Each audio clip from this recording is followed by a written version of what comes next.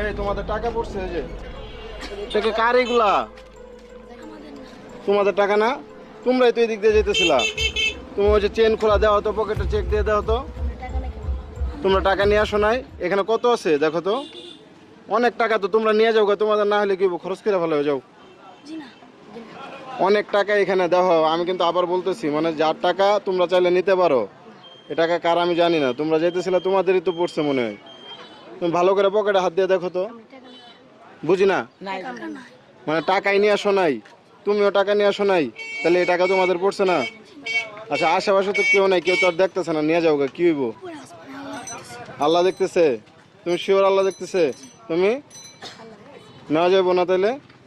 আর এক কাম করি, যেহেতু টাকা তুমি আর আমরা দুইজনে পয়রা পাইছি, তাহলে দুইজনে মিলা ভাগ করে নিয়ে নিই, কারো বলার দরকার নেই। আলামিন গয়না দেওয়া তো কত? 2000 টাকা না? তোমরা যদি চাও তাহলে এটা নিয়ে যেতে পারো।